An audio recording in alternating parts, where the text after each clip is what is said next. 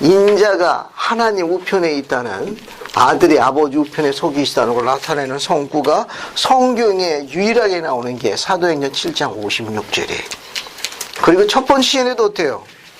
아버지 우편에 계신 분이 누굽니까? 아들이에요. 그런 기록된 배경의 성경은 사도행전 7장 56절에 있고, 교례하성 76편 20절에는 시온으로 직접 오늘날에 주어진 거예요. 우리는 아버지 우편에 계신 하나님의 영광을 보았더라. 쭉 넘어가가지고 22절. 이제 그에 대해 드리는 많은 간증 다음에 마지막으로 우리가 그에게 드리는 간증은 이러하니, 이런 거기 뒤에 밑줄 주세요. 이 시온에 대한 마지막 간증으로 그분들이 간증을 인봉합니다. 어때요? 영광의 등급이 된 시온을 보고 맨 마지막 간증이 뭡니까? 그는 살아계시다. 주님께서 살아계시다는 걸 증거했어요. 돌아가시다 부활하셔서 지금도 살아계시다는 걸 증거하셨습니다. 됐죠? 자, 이제 여러분 유인물 어디를 보시는가 하면은 오늘 나눠준 유인물, 오늘 유인물 봅시다. 오늘 나눠준 유인물 한번 보세요. 76-5를 보세요. 유인물 76-5. 여기. 봤습니까? 네. 거기 보면 우리가 이 일을 깊이 생각하고 있을 때에 동안에 그렇게 되어 있죠? 네. 거기 보세요. 거기 보면 미디테이트라는 단어가 나오는데, 이 단어는 무엇에 관하여 깊이 생각하다, 명상하다, 상고하다, 그런 뜻입니다. 이 뜻은 우리가 이 일들을 깊이 생각하고 있을 때, 이게 미디테이트라는 깊이 묵상하는 거. 그런 단어를 이야기해요. 우리가 보통 명상이라고도 이야기하죠. 뒤에 보세요. 뒤에 보면, 거기 보면, 상고하다라는 단어도 있어요. 이 단어도 아주 많이 있습니다. 판더라고 그래가지고, 이것도 역시 깊이 명상함, 깊이 숙고함, 그런 뜻입니다. 숙고. 아주 깊이 생각하고 그 부분에 대해서 묵상하는 걸 또 숙고하다라고 하는데, 무엇에 관하여 깊이 생각하다. 그래서 영영사정 찾으면, 판더라는 단어는 think deeply about. 무엇에 관하여 깊이 생각하다. 다 같은 단어입니다. 이 미디테이트라는 단어도 숙고한다는 단어도 아주 좋은 단어예요. 전부 판더나 미디테이트라는 단어, 명상과 관련이 있습니다. 밑에 인용문 보세요. 1973년 메리온지 롬니 회장님이 이렇게 가르쳤습니다. 생각하다, 명상하다, 또는 상고하다. 다 같은 표현이에요. 생각하라, 명상하라, 상고하라. 이런 말들은 하나의 기도의 형태라고 생각합니다. 적어도 많은 경우에 있어서 이는 주님의 영을 가까이 초대하게 합니다. 그러니까 상고하고 숙고하고 명상하는 이런 명상의 연장은 하나의 기도 형태라는 거예요. 명상은, 숙고하는 태도는 기도의 하나의 연장선에 있다. 또 많은 경우에 그러한 명상과 숙고하는 자세는 뭘 초대한다는 겁니까? 주님의 영을 초대한다는 거예요. 요즘에 과학자들의 그 기술이 얼마나 발전했는가 하면은, 명상하는 사람, 기도하는 사람, 혹 신앙심이 아주 깊은 사람들, 그런 사람들 뇌세포를 또 그걸 또 사진으로 찍어가지고 조사를 했는데, 일반 사람이 갖고 있지 않은 뇌 부분의 어느 한 부분이 활성화되어 있는 걸, 뭡니까? 요즘 그거 찍는 거, 뭐 MRI 비슷한 걸로, 그런 걸로 찍어가지고 발표했습니다. 그래서 일반인들도 꼭 종교적 의식이 아니라 명상하는 시간을 가질 적에 그것이 뇌의 어느 한 부분에 다른 장소를 갖다가 활성화해가지고 우리 육신의 질병을 퇴치하는데 큰 도움을 주고 예방을 해준다는 걸 과학적으로 증명한 보고가 있습니다. 그러니까 우리 몸 안에 있는 어떤 질병을 예방하고 또 실제로 그것을 치료하는 과정에 명상이 굉장한 영향력을 미친다는 걸 과학적으로 조사했습니다. 또 이것은 좀 확장돼 가지고 우리가 세상에서 하고 있는 모든 임무를 수행할 적에 명상하고 숙고하는 것이 습관에 되어 있는 사람이 일의 능력이 훨씬 더 성취가 높다는 것도 보고했습니다. 훨씬 일의 수행 그 능력이나 그 숙성도가 훨씬 성숙하다는 보고예요. 따라서 일정한 장소에서 일정한 시간 명상하는 것은 큰 영적인 훈련을 갖고 있습니다. 그래서 이와 같은 걸 교리적으로 전능자와 절대자와 개인적으로 갖는 이런 대화를 교회에서 뭐라고 부르느냐, 교리적으로 영성이라고 그래요. 그러니까 후기 성도가 가지고 있는 제일 중요한 성품은 영성이에요. 신과 대화하는 개인적인 대화 능력을 영성이라 합니다. 그러니까 후기 성도가 갖고 있어야 될 중요한 게 뭐냐면은 영성이에요. 여기 영성. 영성이라는 건 절대자예요, 절대자.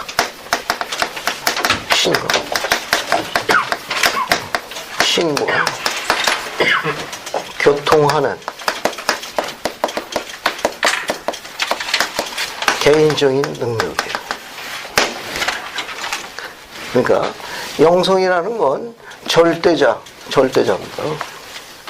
절대자와 교통하는 개인적인 능력이에요. 그래서 이 영성은 명상과 밀접한 관련이 있습니다. 아주 밀접한 관련이 있습니다. 그래서 우리가 일정한 장소에서 일정한 시간 동안 이와 같은 거 경전을 읽는다든지 선제의 가르침을 묵상한다든지 이와 같은 것들은 우리의 그 영성을 강화하는 데 크게 도움이 됩니다. 영성하고 같이 가는 게 있어요. 영성의 파트너가 있습니다. 영성의 파트너가 있어요. 우리 뭐라고 하면 go together라고 합니다. go together. 함께 가다.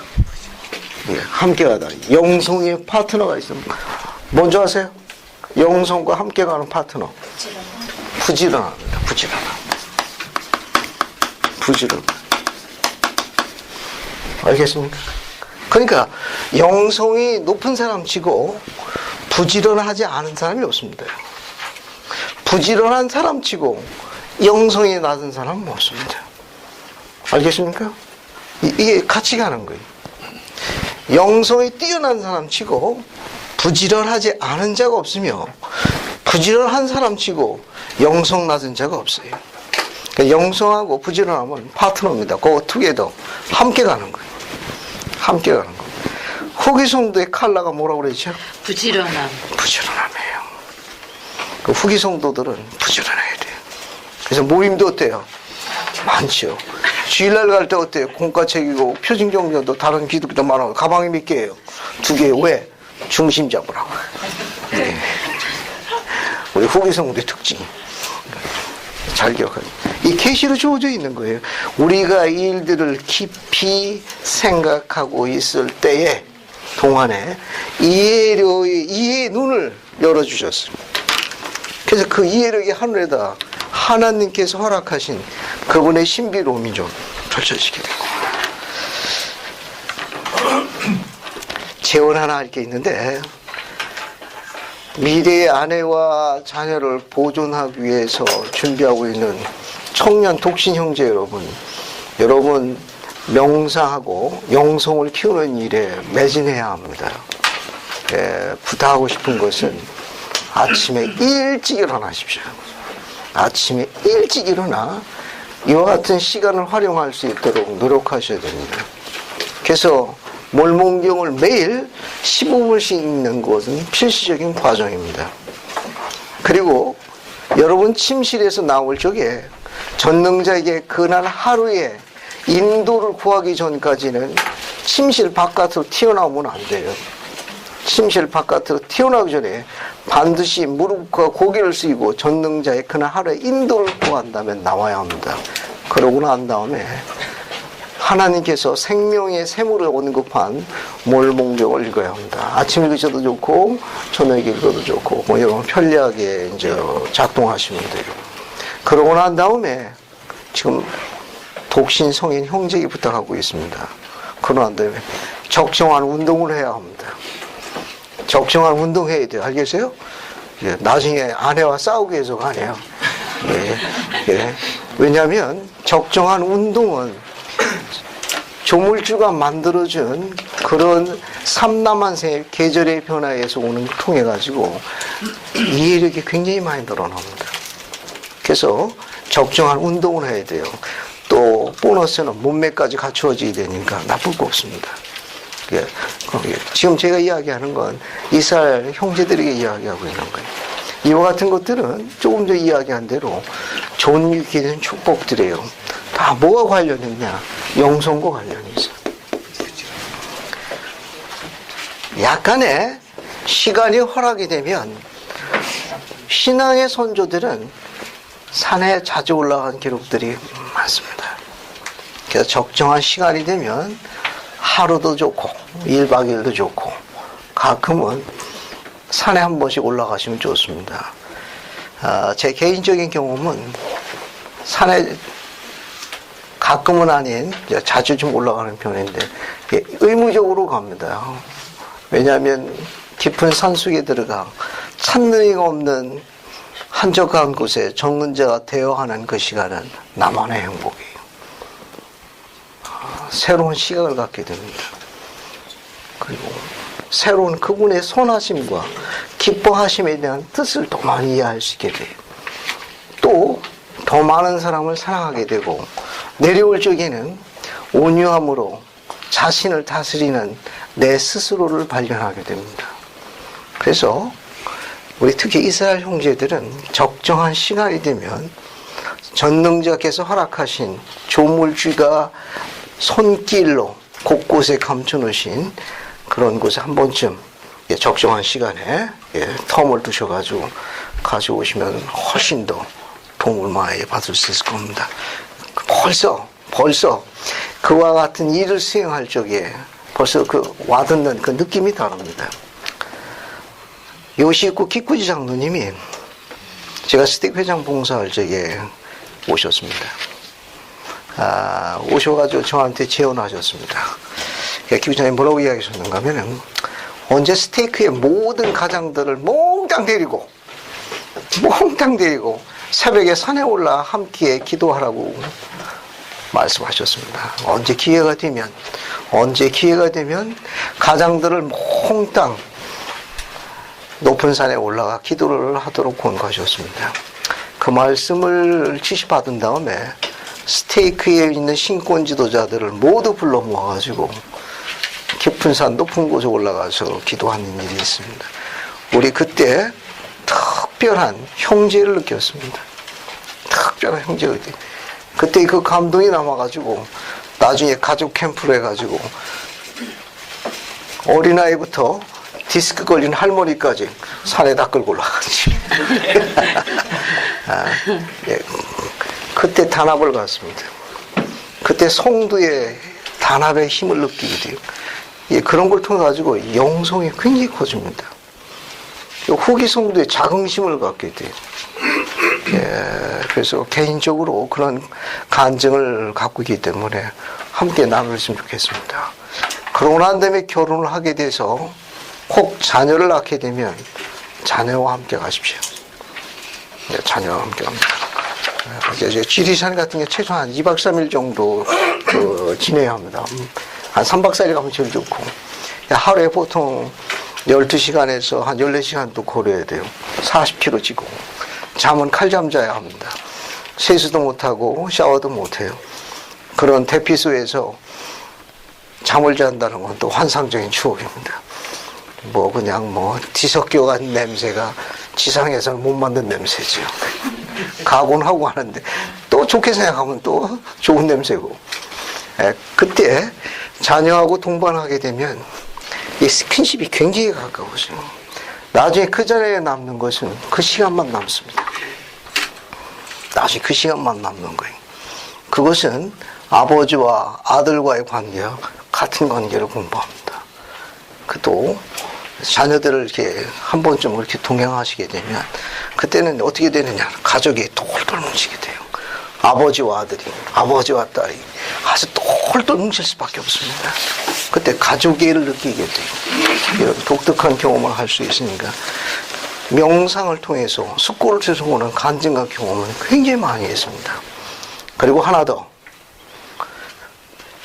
잠자리에 들기 전에 그냥 주무시지 말고 선지자의 가르침이나 우리 교회에서 제공하고 있는 좋은 서적들이 많이 있어요. 교리 서적. 리아오다도 좋고 10분 정도씩 읽어보고 잠자리 들면 잠자는 동안에 여러분의 이해력과 영성도 커지. 뭐 그냥 쓸데없는 환타지 소설 보지 말고, 알겠어요? 그 도움 안 되는 거 보지 말고. 이걸. 그래서 선지자의 가르침이나 좋은 서적에서 하신 그런 좋은 말씀들을 읽으십시오. 그러면 훨씬 더 고양다는 자기 자신을 이게 몸에 익어야 돼요. 그러면 본인은 몰라도 다른 사람은 금방 알 수 있습니다. 다른 사람은 그가 변하는 걸 금방 알 수 있어요. 안 변하는 건 아무것도 안 하는 거예요. 아무런 노력을 안 하는 거예요. 그러면 영성이 안 커집니다. 아까 이야기한 명상과 관련 있는 것은 영성과 관련이 있고, 영성은 부지런함과 함께 가는 거예요. 됐죠? 영성이 높은 사람 치고 부지런하지 아니한 사람 없습니다. 부지런한 사람 치고 영성 낮은 자가 없어요. 신께서 존귀케 하는 자가 가지고 있는 축복의 존귀의 하이라이트는 영성입니다. 이제 미래의 남편과 자녀를 보조한 딸들에게 부탁합니다. 딸들만 절 따라하세요. 준비됐습니까? 네. 딸들만 절 따라하세요. 알겠어요? 한 남자를 사랑하기 전에, 한 남자를 사랑하기 목소리가 너무 작아. 더 크게. 한 남자를 사랑하기 전에 한 남자를 사랑하기 전에 먼저 먼저 경전을 사랑하십시오. 경전을 사랑하십시오. 스펜서 W. 킴볼. 스펜서 W. 킴볼 회장이 가르친 거예요. 한 남자를 사랑하기 전에 먼저 경전을 사랑하십시오. 나머지는 주님께서 축복하실 거예요. 브리감 회장님은 이런 약속을 했습니다. 하나님의 딸이 말씀을 붙잡으면 말씀을 붙잡는 순간부터 하나님도 그 딸에게서 눈길을 떼지 않는다는 약속을 하셨습니다. 브리감리 회장님이 약속하신 거예요. 하나님의 딸이 하나님의 말씀을 붙잡으면 붙잡는 순간부터 전능하신 이도 그 딸에게서 눈길을 절대로 떼지 않을 거라고 약속하셨습니다. 킴볼 회장님도 약속하셨어요. 한 남자를 사랑하기 전에 먼저 뭘 사랑하라고 했습니까? 경전을 사랑하라고 했습니다. 고든비 흰큐 회장님은 사행시를 지셨어요. 신앙을 가진 여인은 복이 있나니 누가 복이 많으며? 자녀. 그 자녀가 복이 많으며 라고 사양시의 첫 소절을 완성했습니다. 신앙을 가진 여인은 복이 있나니 그의 자녀가 복이 많으며.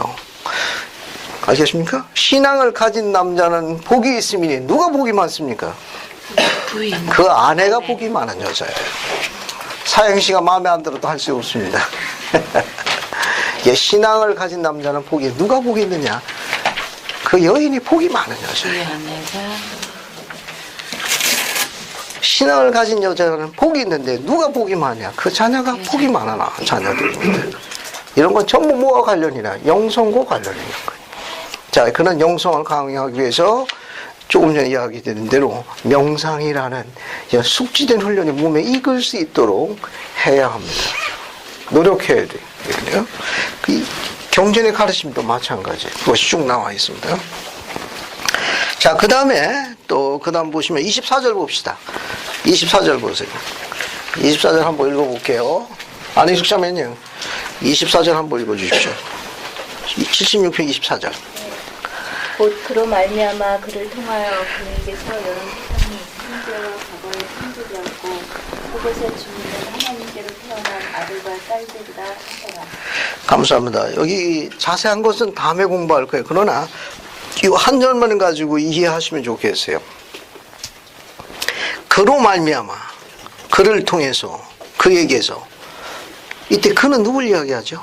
예수 그리스도. 예수 그리스도. 예수 그리스도로 말미암아, 예수 그리스도를 통해서, 예수 그리스도로 인해 가지고 여러 세상이 현재와 과거에 창조되었고, 그것이 현재에 창조되었던, 과거에 창조되었던 그 여러 세상에 거하는 주민은 하나님께로 태어난 뭐들이라?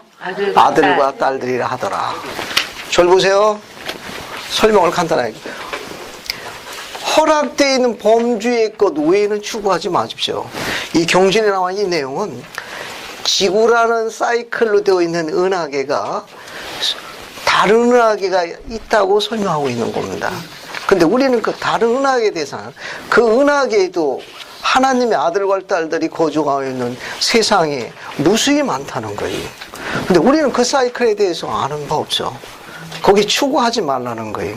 추구하지 말람에도 불구하고 추구하게 되면 배도에 들어간다고 선지자가 경고했습니다. 왜냐하면 우리는 제한된 필밀 세상에 와 있는 거예요. 지구라는 제한된 필밀 세상에 와 있기 때문에 지금 이야기한 그 수많은 사이클에 관계되는 것은 현재 필멸에 우리 이해력으로는 이해할 수가 없기 때문이다라고 설명하셨습니다. 선지자는 마치 그것을 알고자 하는 사람들은 3살짜리에게 원자로 설계도를 설명하는 것과 같은 거라고 이야기하셨습니다. 추구하지 말라고 이야기했으니까 우리는 제한된 필멸의 세상에서 계시에 나와 있는 대로 하나님께 존귀를 입은 자로 택함받기 위한 복음의 의식과 성향에 순종해야 하지 그 나머지 것은 언제 배우느냐? 이때 배우는 거예요. 이때 배우는 겁니다. 앞에 보세요. 설명 하나 더 하는 거예요. 부활의 순서가 있죠? 네. 한꺼번에 부활 안 하잖아요. 네. 또 첫째 부활의 아침은 첫째 부활은 1000년 동안 그리스의 왕국에서 왕과 제사장으로 군림하는 거예요. 그런 통치권을 갖게 됩니다. 아침이니까 해 떨어질 때까지 1000년 동안 머무르는데 달의 왕국 가는 자들은 단어를 이해하십시오. 쬐깐 머무르는 거예요. 쬐깐. 해 떨어질 때 오후에 부활한다고. 별의 왕국은 아예 들어오도 못해 이 친구들은. 별의 왕국에 부활하는 둘째 부활에 들어오는 자들은 이 복천년에 못 들어요. 복천년 어느 상태를 이야기하죠? 달의 왕국의 상태. 앞에 에덴 동산 있죠? 에덴 동산과 같은 상태예요. 이사야가 노래했지 않습니까? 사자 호랑이를 끌고 목에는 살모사 머플러로 삼아가지고 저 푸른 초원을 달리는 세상이 저기라고. 근데 그렇게 될 거예요. 이제 사자 호랑이하고 살모사 이렇게 목에다 휘말려 머플러 마냥 이야 하고 달려가는 저 푸른 초원이 저 복천년이. 그럼 그 1000년 동안에 머물러 있는 첫째 부활의 아침 해왕국에 나오는 거에 대한 정확한 근거는 없습니다만은 한국 성도가 낳은 과학자 중에 나사에 근무하는 수석 연구팀장이 계십니다. 그 몇백 명을 관리하는 그분이에요. 한국에 오셔도 이제 노변의 모임도 하시고 한데 한 번은 제가 스테이크에 초대해가지고 청소년 관계 부모와 함께하는 그 노변의 모임을 한 일이 있습니다. 그때 그분은 개인적으로 이런 얘기를 하셨습니다.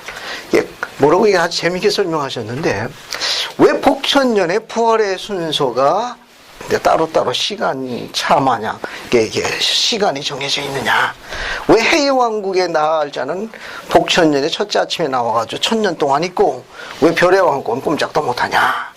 그분은 개인적으로 과학적인 근거를 이렇게 이야기했습니다. 뭐 정확한 건 아니에요. 우리 뇌 있지 않습니까? 뇌가 이게 이제 가동이 돼요. 이게 가동이 되는데 소위 수제 100년에 하나 날까 말까 한 그런 인재, 천재 있지 않습니까? 또 누구는 뭐 200년에 하나 나올까 말까 한다고 그러는데 그런 사람들은 우리 뇌세포를 100이라고 볼 적에 몇 %가 가동되느냐.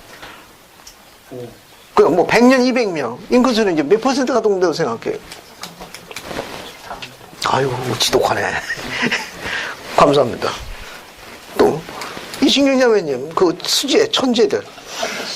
몇 %? 20%. 아, 20% 정도. 좋습니다. 아인슈타인 같은 사람이 한 10% 정도 했다 그래요. 아, 감사합니다. 야, 우리 조영재님 이야기한 게 거의 200년에 하나 나올까 말까 거의 10%에서 11%인데 12%를 안 넘는다네. 그러면 여러분과 나는 몇 %가 동돼요? 우리는 평범한 우리는 그 100년에 한 번 200년 나온 분들도 10에서 12%를 안 넘는다고 그러더라고요. 그 범주에 들어가면은 100년에 하나 나오고 와서 수제, 천재로 불리운다 합니다. 그러면 우리는 여러분과 나는 2%가 부족한 거예요. 일반 사람들은 보통 네. 얘기하기를 네. 5% 전후라고 그러더라고요. 감사합니다. 정확하게 알고 계십니다. 5%랍니다. 근데 5% 갖고 불편하신 분 있으면 손 들어봐. 아, 우리 잘 살잖아요. 야, 너무 많이 알아도 복잡해. 이제 편두통 생기고. 그죠? 그냥 잊어버리는 게 좋아. 복잡한 거는. 뭐 복잡하고 어려우면 그냥 잠자잖아. 입을 뒤로 쓰고. 자, 그러면 그분은 뭐라고 설명했는가 하면 5%를 작동한 그 사람이 첫째 벌에 아침에 나오면은 요 1000년 동안에 95%가 가동한답니다. 그럼 뭡니까? 신이. 신이 되는 거예요. 5% 갖고도 우리 잘하고 있잖아요. 엄청 잘하고 있지. 우리가 뭐 성취하는 학부에 대한 성취도 애를 어떻게 해요? 이 짭도 짰잖아. 그죠? 애들이 불쌍한 거지. 그러니까 나머지 95%가 가동되는 시기가 동천이라고 합니다. 그래, 달의 왕국에 가는 자들은 신의 통치권에 관한 세포가 안 돼. 왜? 저 짧은 시간이니까 이 퍼센트가 안 되는 거예요. 그러니까 그 관리 능력이 없어요. 별은 안 돼. 왜? 별짓 다 했으니까 별일을 겪어야 돼. 거기는 별도로. 이게 안 되는 거예요. 시사하는 바가 굉장히 많습니다. 굉장히 많은 거예요. 따라서 이런 것을 염두에 둔다 그러면은 이 성구에 대해서 굉장히 도움을 많이 받을 수가 있을 거예요. 자, 그러니까 지금 현재 수없이 무수한 세상을 그리스도께서 창조했다는데 그거는 우리 5% 갖고는 이해를 못하니까 닫아놓으신 거예요. 언제 95% 가든 저때 공부하라고 겁니다. 아시겠습니까? 또 하지 말라면 더 하죠. 또 여기 더 보드죠. 하면 배도에 빠진다고 경고했습니다. 자, 뒤로 넘어갑니다. 그래서 25절부터 29절까지는 전세에 관한 기록입니다. 이 기록은 계시로 주어져 있기 때문에 아주 시사하는 바가 많아요. 이 내용도 한번 읽어볼게요. 이거. 그래서 25절부터 29절까지인데 25, 26, 27절을 저기 이지선 자매님 한번 읽어봐요. 그 다음에 이제 오이진 자매가 28, 29절 읽어보고. 그리고 이것을 우리가 또한 보았고 증거하노니 곧 하나님 앞에 권세를 지닌 한 천사가 있더니 아버지께서 사랑하시고 아버지의 품속에 있는 독생자를 거스려 모반하여 하나님과 아들 앞에서 내어 던짐을 받고 멸망이라 불리더라. 이는 여러 하늘이 그를 위하여 울었음이라. 그는 루시퍼이니 아침의 아들이더라. 또 우리가 보았나니 보라 그가 떨어졌도다. 아침에 아들이거늘 떨어졌도다. 그리고 우리가 아직 영에 감동되어 있을 동안 주께서 우리에게 명하시기를 시온을 기록하라 하셨나니 그는 하나님을 거스려 모반하여 우리 하나님과 그의 그리스도의 왕국을 취하려 한 저의 옛뱀 곧 악마 사탄을 우리가 보았습니다. 그런즉 그는 하나님의 성도들과 전쟁을 일으켜 그들을 사방으로 애워싸는도다. 감사합니다. 지금 읽은 25절부터 29절까지는 창세 이전에 있었던 사건에 관한 걸 시온으로 높은 걸 기록으로 남긴 겁니다. 한번 정리해 볼게요. 자, 여기 보면 여기 누가 나와 있는가 하면 25절에 하나님 앞에 권위를 지니고 있는 한 천사가 있습니다. 하나님 앞에 즉 권능을 가지고 있는 귀한 천사가 하나 있었어요. 근데 그가 모반했습니다. 그래서 아버지와 아들 앞에서 던짐을 받았는데 26절에 뭐라고 불렸어요? 멸망이라 불렸습니다. 그런데 그가 창세 이전에 이와 같은 겪은 것은 구원의 계획에 관한 재혼을 할 만큼 발언권이 있는 상당히 권능이 있는 자였다는 걸 시사하는 거예요. 상당한 능력을 가진 사람입니다. 굉장한 능력을 갖고 있었어요. 아버지가 구원의 계획을 이야기했는데 자신의 계획을 발표해서 3분의 1을 끌어갈 만큼 굉장한 능력을 갖고 있는 천사입니다. 이 천사를 그런 고귀함에 우위대해서 그런 반리를 오른 사람들을 아침의 아들들이라고 불렀어요. 이 아침의 아들들 가운데에서 뛰어난 아들 중에 하나였던 것을 추정합니다. 왜냐하면 아버지가 구원의 계획을 이야기했을 적에 자신만의 프로젝트를 어필해가지고 3명 중에 하나를 자기 편으로 끌어들였으니까 굉장한 능력을 갖고 있는 능력자예요. 그러니까 아침의 아들이라 불리우는 건 고귀하며 위대한 영들에 대한 다른 표현인데 그 아침의 아들 중에 더 뛰어난 자였다는 걸 시사하는 겁니다. 그래서 그가 그 모반으로 인해 가지고 아버지로부터 독생자 앞에서 내침을 당했어요. 그때 그가 이름이 주어진 게 뭐냐? 멸망입니다. 여러 하늘이로서요. 아침의 아들이 다 슬퍼했습니다. 그 고귀하며 위대한 자가 모반을 통해 가서 내침을 당해서 많은 아침의 아들들이 슬퍼했어요. 그가 그 전세에서 그 높은 신분의 위치를 가지고 있어서 주어진 이름이 바로 루시퍼예요. 루시퍼입니다. 그 루시퍼가 전세에서 가지고 있는 신분의 위치를 나타내는 이름이 루시퍼인데, 루시퍼가 모반을 통해 가지고 아버지와 아들 면전으로 내침을 당했을 때 지상에 왔을 때 불리운 이름이 사탄이. 알겠습니까? 예. 전세에서 직분을 나타낸 이름은 루시퍼고, 지상에서 쫓겨나옴부터 불리운 그의 공식 이름, 호칭이 사탄입니다. 그래서 루시퍼는 전세를 기준하는 거예요. 루시퍼는 전세에서의 신분의 상태를 나타내는 악마의 이름이에요. 악마 이름들. 그래서 루시퍼가 쫓겨서 이제 지상으로 옵니다. 지상으로 왔을 때 불리운 이름이 뭐냐? 사탄입니다. 사탄은 히브리식 이름입니다. 공식적인 히브리식 이름이에요. 공식적인 히브리식 이름입니다. 사탄은 공식적인 히브리식 이름입니다. 대항자라는 뜻을 갖고 있어요. 대항자. 이거 여러분 유인물에 보면 있으니까 유인물 한번 보세요. 오늘 나눠준 유인물 한번 봅시다. 오늘 나눠준 유인물 보세요. 봤습니까? 네. 오늘 나눠준 유인물 보시면은 76-7을 보세요. 루시퍼부터 설명할게요. 거기 보시면 전세에서 여러 아들 중에 하나였음. 수많은 아침의 아들들 중에서도 구원의 계획의 한 부분을 제한할 만큼 상당한 굉장한 능력을 가진 자였음.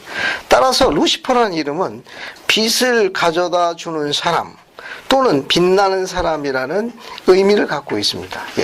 루시퍼라는 이 이름은 빛을 가져다 주는 자, 혹은 빛나는 자, 이런 이름의 뜻을 갖고 있어요. 따라서 루시퍼라는 이름은 그가 전세에서 영광스러운 존재였다는 신분의 상태를 나타내는 이름으로 알려져 있습니다. 그리고 또 루시퍼는 아침의 아들이라는 다른 호칭도 갖고 있어요. 아침의 아들. 아침의 아들이라는 건 뭐냐면 샛별이라는 뜻이에요.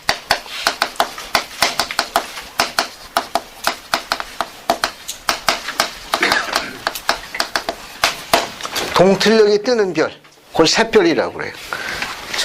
이 샛별은 새벽별이라는 뜻이에요. 이 뜻은 아침의 아들과 연관이 있습니다. 이름의 뜻은 아주 거룩하고 좋은 이름이에요. 행실이 못 돼서 그렇지. 이름이 못 따라간 거예요. 그래서 아침 동료에 뜨는 그 샛별, 새벽별이기 때문에 우리가 갖고 있는 이사야서에 보게 되면 이사야서 14장 12절 한번 보세요. 이사야서 14장 12절 봅시다. 이사야서 14장 12절. 이사야서 14장 12절 한번 보세요.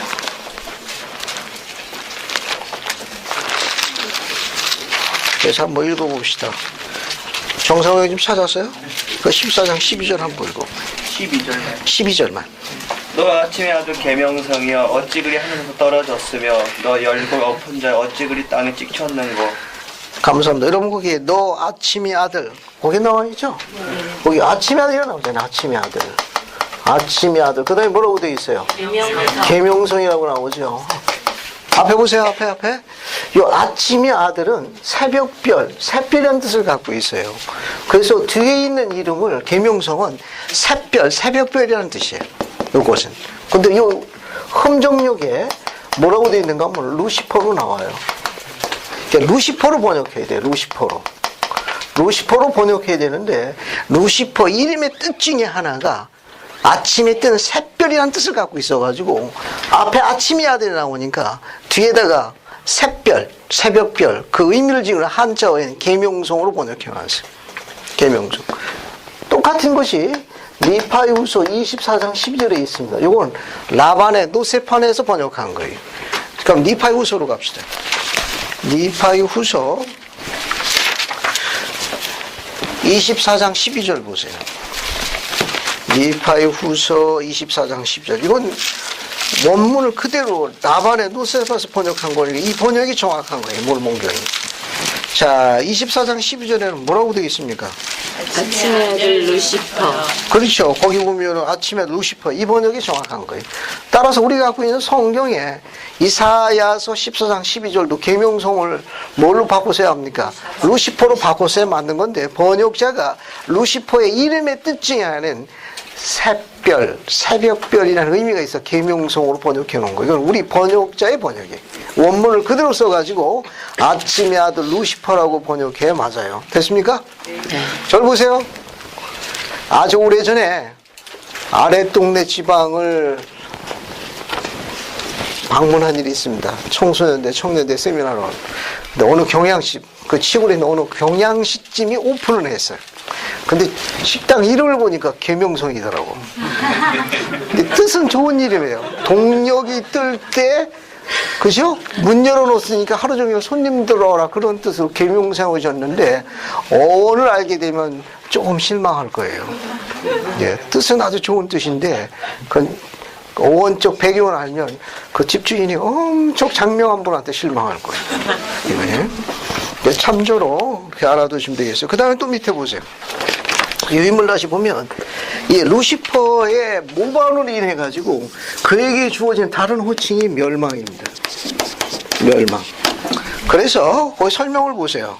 상실, 파멸, 파괴 이런 걸로 의미합니다. 그래서 그를 따른 3분의 1과 그를 따르는 자들을 총칭해서 멸망의 자식들이라고 부르는 거예요. 이게 공식적으로 쓸 수 있는 용어예요. 그 자식들. 멸망의 자식들. 이렇게. 자, 그 다음 밑에 있는 거 보세요. 그 밑에 보면 여기 악마가 나오죠? 여기 악마. 이 악마는 데블입니다. 데블이라고 하는데 악마라고도 번역하고 애칭으로 마귀라고도 번역해요. 문자의 뜻은 뭐냐? 중상자라는 뜻이죠. 중상자, 모략자라는 뜻입니다. 모략자. 데블이라는 뜻은, 악마라는 뜻은 중상자, 모략자라는 뜻입니다. 그 다음에 사탄, 세이탄, 루시퍼가 지상으로 쫓겨났을 때 주어진 이름으로 알려져 있다. 악마의 히브리식 공식 표현입니다. 그 뜻은 대항자.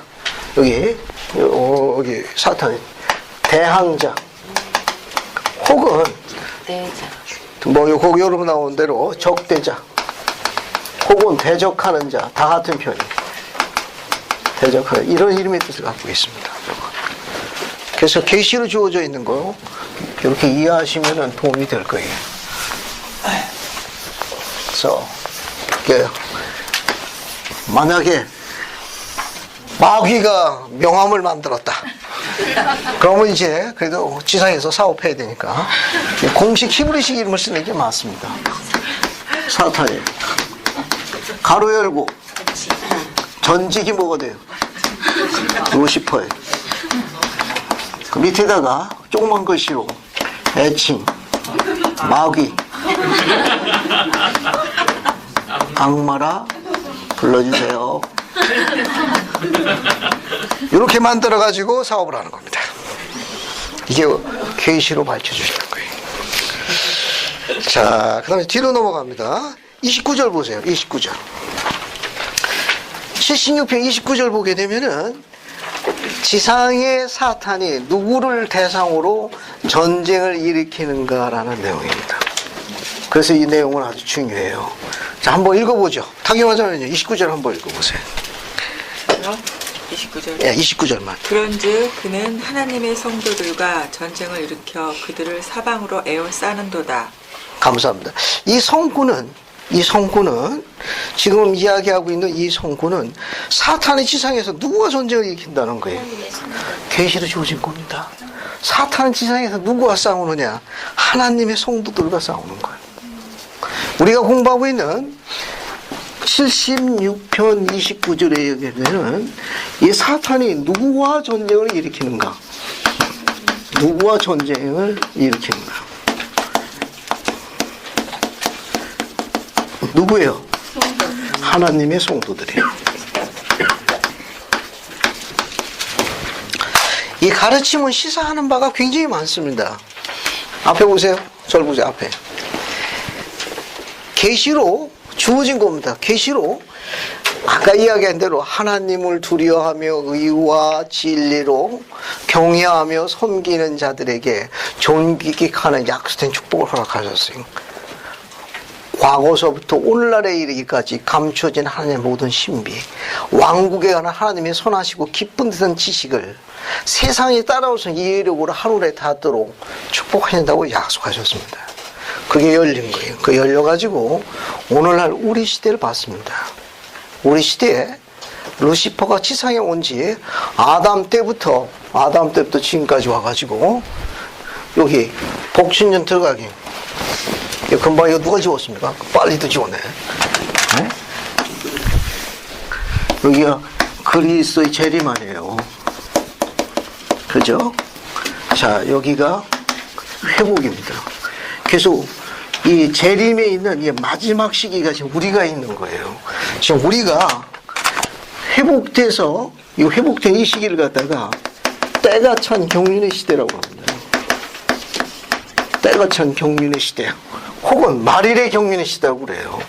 계시에 의해 가지고 우리는 지금 여기 옹기종기 모여 있는 거예요. 여기 옹기종기 모여야 돼요. 이 계시가 주어진 이 시간이 1830년에 교회가 회복됐는데 이 회복된 시간을 몇 시라고 이야기했는지 아세요? 밤 11시라고 그랬어요. 밤 11시. 왜냐하면 그리스도께서 오시는 이 시간이 밤 12시예요. 지상의 천년은 주님이 얼마에 해당합니까? 콜로베 시간에 이야기 되면 하루예요. 이게 토요일입니다. 우리는 토요일 저녁 깊은 시간에 있는 거예요. 이 지나게 되면 뭐가 되느냐? 이날이 안식일에 들어가는 거예요. 예, 주의 날이 되는 거예요. 그러니까 주님 오시기 전에 우리는 이 마지막 시기에 머물러 있습니다. 주님 오실 적에 이 사탄이 전쟁을 일으키는데 그 끔찍한 그 너무너무 끔찍하고 잔인한 그 전쟁이 아마라고 들어가 있는 거예요. 그게 뭡니까? 아마겟돈의 전쟁. 이 재림 전에 이 끔찍한 전쟁이 있습니다. 아마겟돈의 전쟁. 그러니까 그 전쟁이 끝나고 나면 이제 복천리에 들어가는 거예요. 요한계시록의 저자인 사도 요한에 대하게 되면 이 사탄의 군대가 아담 때부터 지금까지 수많은 사악한 영들로 군대를 갖추고 있어요. 수많은 영들, 수많은 사악한 자들 군대를 갖췄는데 마지막 날 이 근원지, 진원지가 계시록에 하게 되면 중동입니다. 현재를 하고 있는 국가 중에 선전포고 없이 할 수 있는 휴전이라는 분단 국가가 유일한 나라고 그러죠.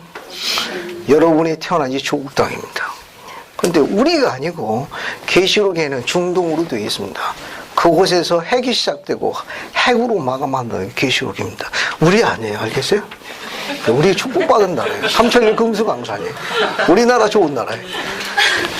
오늘 2시 49분에 일본에서 뉴질랜드에 30배 되는 지진이 일어나서 쓰나미가 덮쳤다고 그러더라고요. 그죠? 네. 지금 공항도 폐쇄되고 전철도 이렇게 됐다고 인터넷 뉴스에 떴습니다.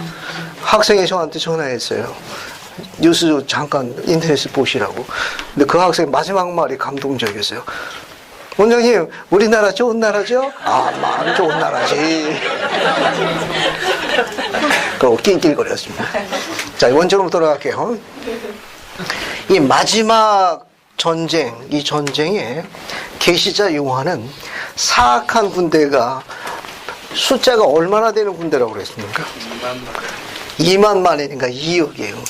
2억의 사탄의 군대가 그 당시에 마지막 날 존재하고 있는 지상의 인류에 얼마나 되는 수를 살해한다고 그랬습니까? 3분의 1이에요.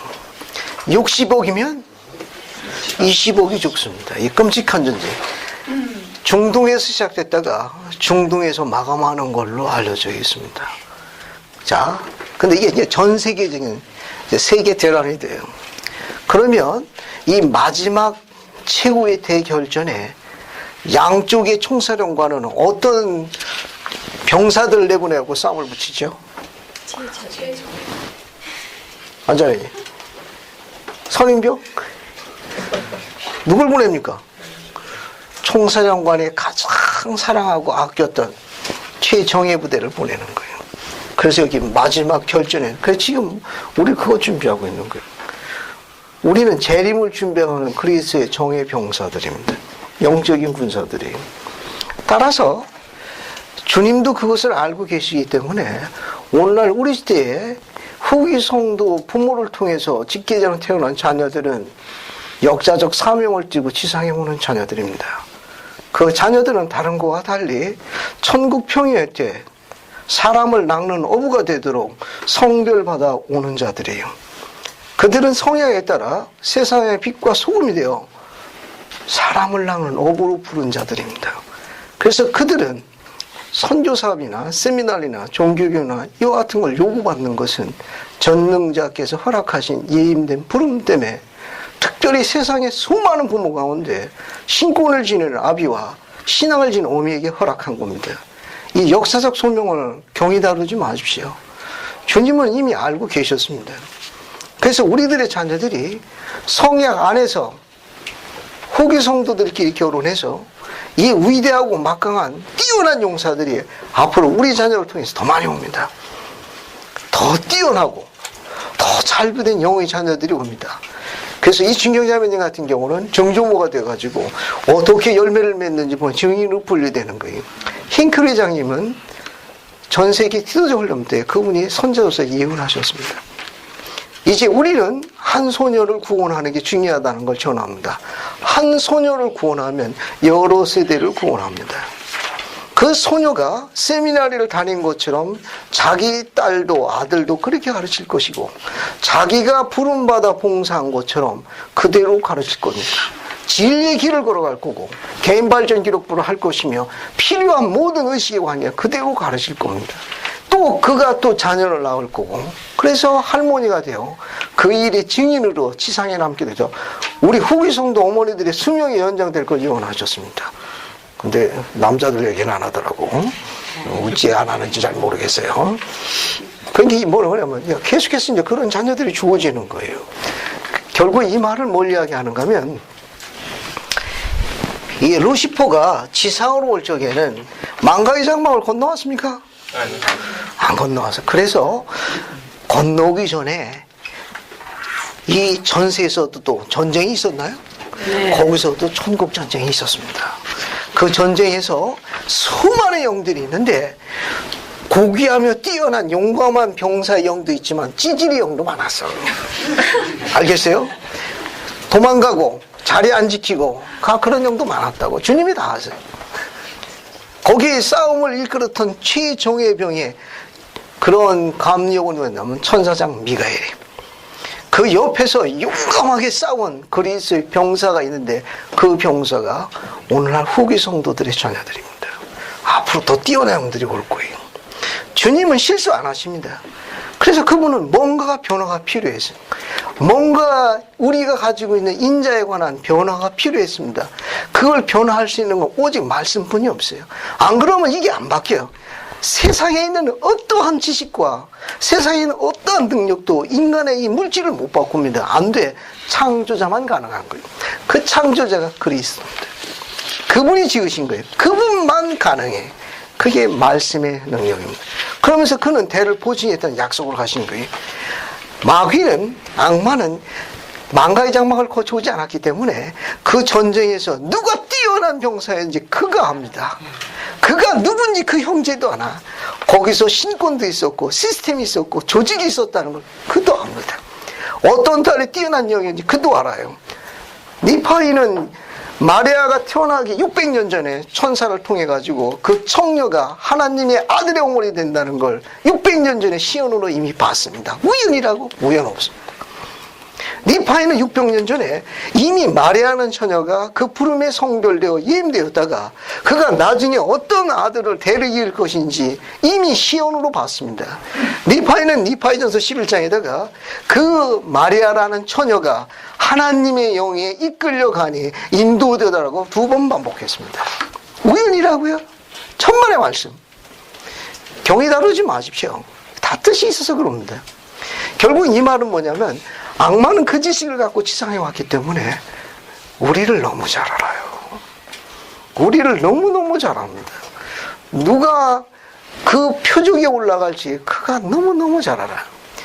아무것도 안 하는 후이 성도를 높이 평가해요.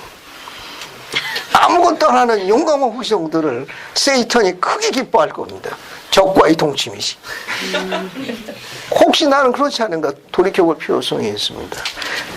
여기 계시로 주어진 거예요. 누구와 전쟁을 일으키는가?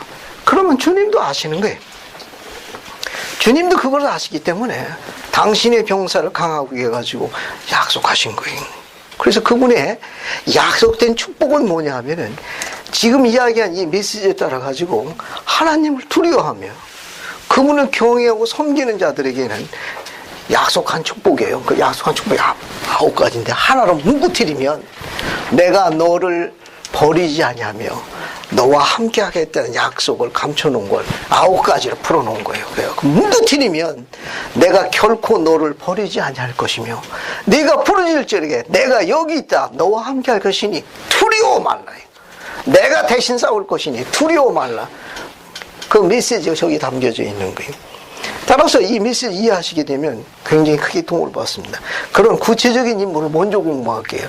그런 인물들을 신앙으로 이긴 자라고 하는데 해이왕국의 상속을 받아 복천년의 아침에 나오는 자들입니다. 그 자들을 먼저 공부할게요. 어떤 특징이 있나 한번 봅시다. 뒤로 넘어가가지고 멸망의 자식들은 다음 주에 공부하고 축복받는 자들을 먼저 공부할게요. 51절 보세요. 51절. 자, 50절부터 짧은 시간 때문에 정리해 볼게요. 자세한 건 다음 주에 합니다. 자, 76편 50절 보면 그리고 또 우리는 증거하노니 우리가 보고 들었으며 이것이 의인의 부활에 나올 자에 관한 그리스도의 복음의 증언이나. 자, 해왕국에 들어가는 자들입니다. 거기 보면 51절 그들은 예수에 대한 증거를 받아들이고 그의 이름을 믿고 그의 이름으로 물속에 매장됨으로써 그의 매장된 방식을 줬다. 거기 밑줄 주세요. 침례 받은 자들입니다. 침례를 받은 자, 즉 신앙으로 극복하여 해이왕국에 상속받을 첫 번째 조건은 복음의 의식에 순종해야 되는데 바로 침례를 받아야 합니다. 첫 번째. 두 번째 52절 해이왕국에 들어가기 위한 조건이에요.